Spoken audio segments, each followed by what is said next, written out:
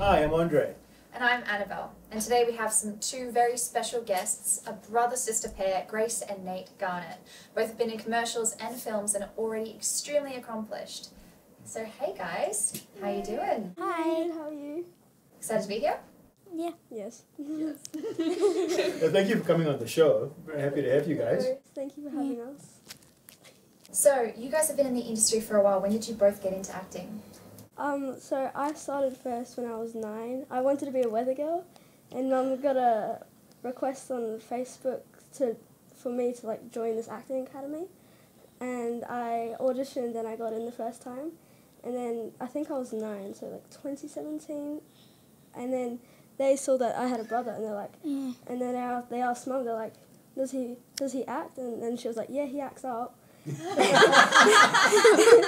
But yeah, and they're like, no, I'm being serious, and then he ended up joining. So ever since then, we've been filming and doing commercials. Nice. Show off. So Nate has bragging rights about who started earlier then, because he started when you were 7, is it? Yeah, I started when I was 7. Nice. So how old are you guys now? I'm 10 and she's 13. Yep. Oh, you guys are so amazing. Wish I started at that age. I know, me too. So, of all the things you could do in your spare time, obviously you kind of got into it because you wanted to be a weather girl. But what made you decide to stick with acting? Why is that something you guys have both pursued? I realised that I enjoyed being on set and learning the different things, because even if I was acting, I would go up to the camera and see how it works.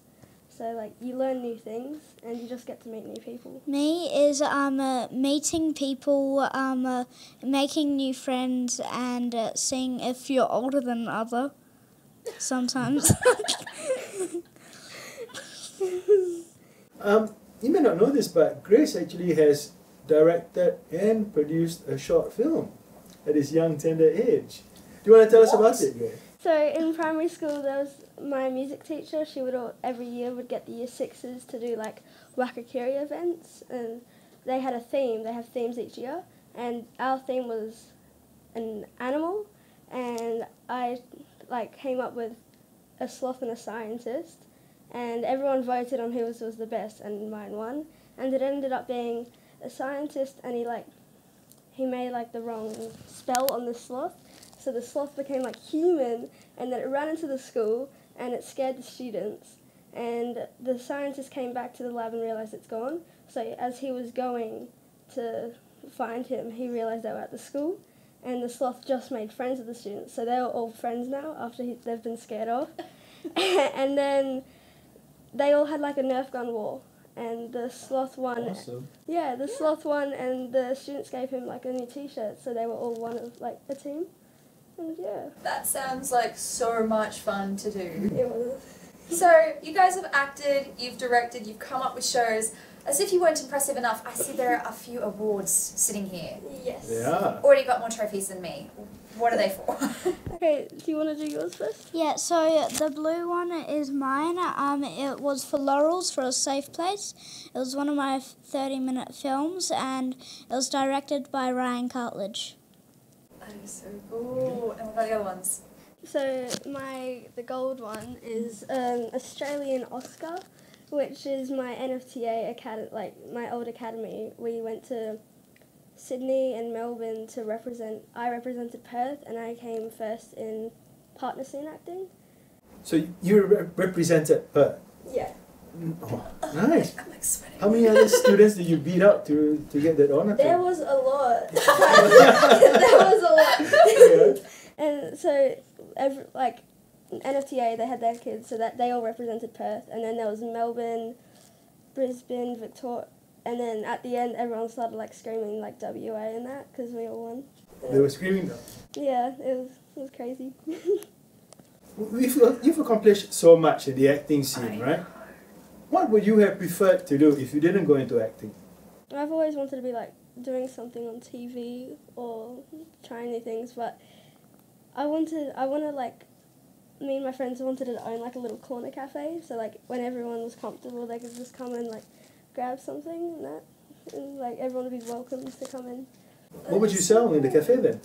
Waffles. Are your waffles going to be better than Gelari's waffles? Yeah, 100%. Ah. Yeah. And Nate, you? I've always wanted to be a zookeeper, and I still might, but it's because you get to help animals, protect them, and also help them with if they have any problems. You sound like you make an excellent zookeeper. Are you working on any, well, I know you can't really tell us about projects, but are you involved in films or anything coming up soon? Do you have?